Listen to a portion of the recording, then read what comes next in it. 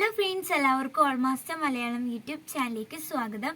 ഇന്ന് ഞാൻ എത്തിയിട്ടുള്ളത് SSLC മോഡൽ എക്സാമിൻ്റെ കെമിസ്ട്രീൻ്റെ ആൻസർ കീ ആയിട്ടാണ്. അപ്പോൾ നമുക്ക് അതിലേക്ക് കടക്കാം. ഫസ്റ്റ് ക്വസ്റ്റ്യൻ്റെ ആൻസർ വരുന്നത് 3F ആണ്.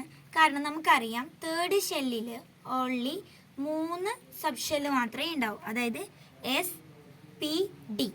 അതിൽ കൂടുതൽ വരില്ലല്ലോ, അതുകൊണ്ട് 3F നോട്ട് പോസിബിൾ. രണ്ടാമത്തെ ആൻസർ വരുന്നത് സോഡിയം ആണ്. മൂന്നാമത്തെ ആൻസർ വരുന്നത് ലിക്കർ അമോണിയ. നാലാമത്തെ ആൻസർ വരുന്നത് കാർബോക്സിലിക് ആസിഡ്. ഇനി അഞ്ചാമത്തെ ആൻസർ വരുന്നത് ബോയിൽസ് ലോ എന്താണ് സ്റ്റേറ്റ് ചെയ്യാനാണ് പറഞ്ഞത്. At a constant temperature volume of a definite mass of gas is inversely proportional to its pressure. If P is the pressure and V volume, then P into V is equal to K, അതായത് constant.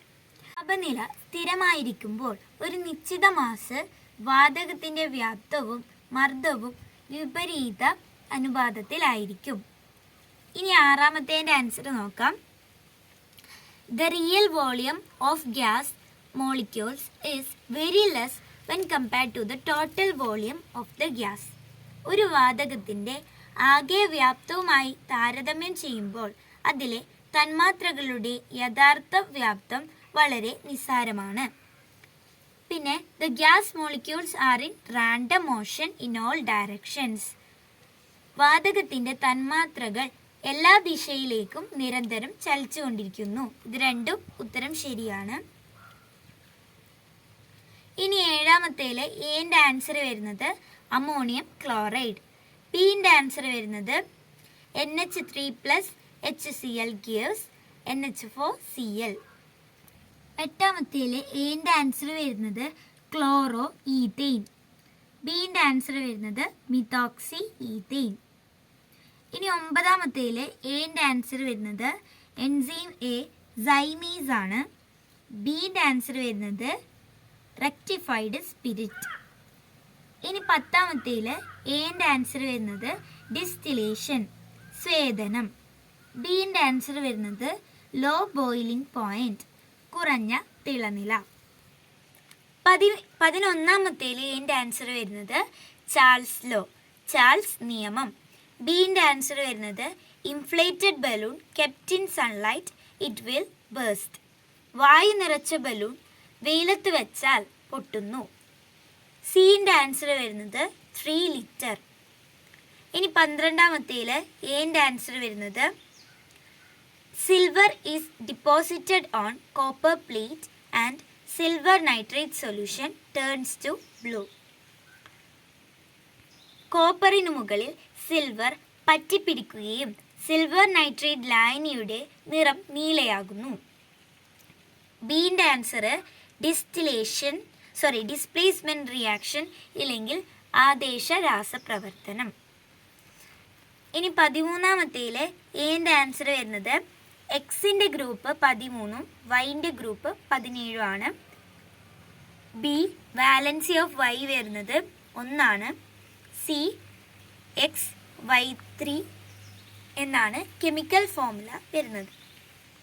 ഇനി 14ാമത്തേല് ഒന്നാമത്തത് CH2 double bond CH2, അതിലേക്ക് H2 plus add ചെയ്താൽ നമുക്ക് CH3 single bond CH3 എന്ന് കിട്ടും.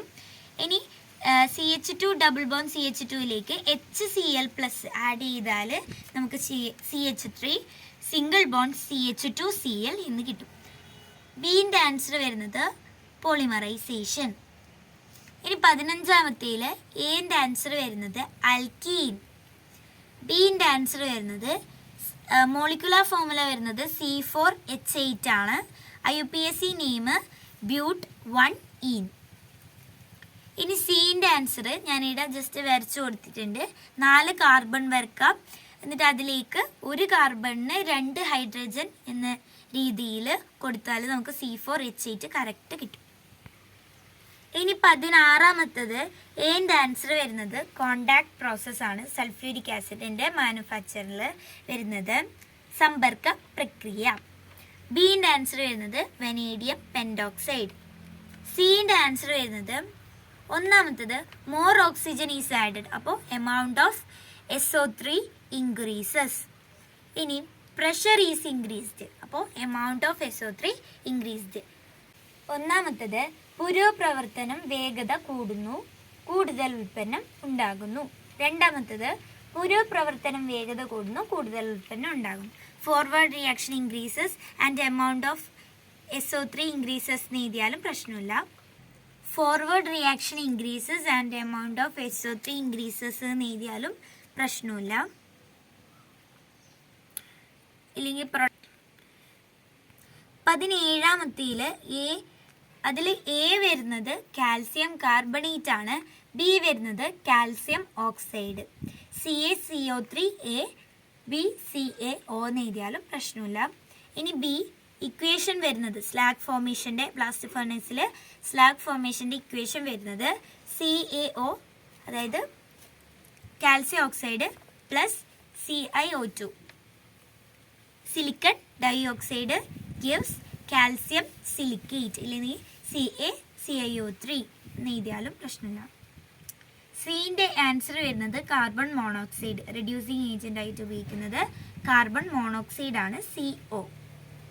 ഇനി 18ാമത്തേൽ A +2 വരുന്നുണ്ട് +3 വരുന്നുണ്ട്, എമ്മിൻ്റെ ഓക്സിഡേഷൻ സ്റ്റേറ്റ്. ഇനി ബിൻ്റെ ആൻസർ വരുന്നത് 1s2 2s2 2p6 3s2 3p6 4s2. ഇനി സിൻ്റെ ആൻസർ വരുന്നത് 1s2 2s2 2p6 3s2 3p6 3d6 4s2 ഒഴിവാക്കിയിട്ട് വേണം എഴുതാൻ, കാരണം McL2 ആണ്, എമ്മിൻ്റെ ഓക്സിഡേഷൻ സ്റ്റേറ്റ് +2 ആയിട്ട് വരുന്നുണ്ട്. ഇനി D കളേർഡ് കോമ്പൗണ്ട്, ഇല്ലെങ്കിൽ വ്യത്യസ്ത ഓക്സീകരണാവസ്ഥ നിറമുള്ള സംയുക്തങ്ങൾ, ഡിഫറെൻ്റ് ഓക്സിഡേഷൻ സ്റ്റേറ്റ്, അത് എഴുതിയാലും പ്രശ്നമില്ല. ഒന്ന് മതി, ഒരു പ്രോപ്പർട്ടി എഴുതിയാൽ മതി.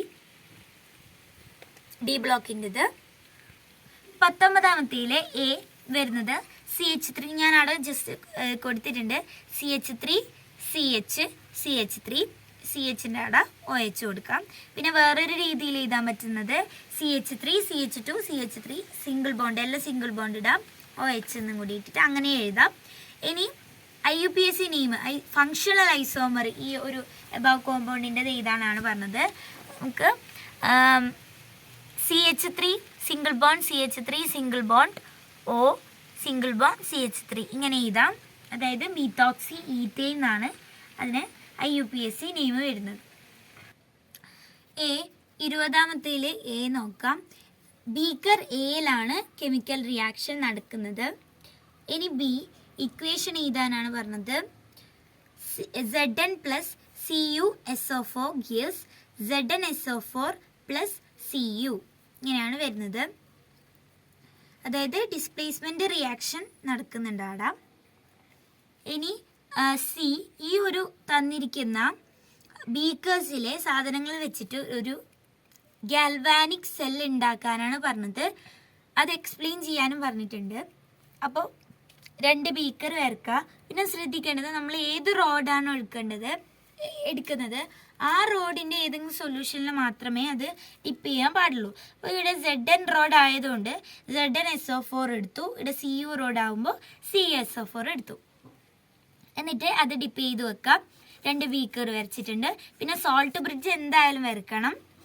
പിന്നെ വോൾട്ട് മീറ്ററും കൊടുക്കാം. പിന്നെ ഡയറക്ഷൻ ഓഫ് ഇലക്ട്രിക് ഫ്ലോ ഇങ്ങോട്ട് ഒന്ന് കാണിച്ചു കൊടുക്കാം. അപ്പോൾ ഇങ്ങനെയാണ് ഗാൽവാനിക് സെൽ കൺസ്ട്രക്ട് ചെയ്യേണ്ടത്.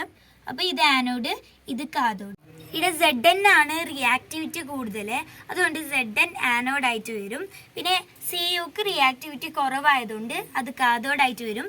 Zn ആനോഡ് നെഗറ്റീവും Cu കാഥോഡ് പോസിറ്റീവും ആണ് ഗാൽവാനിക് സെല്ലിൽ. അതും കൊടുക്കുന്നത് പ്രശ്നമൊന്നുമില്ല.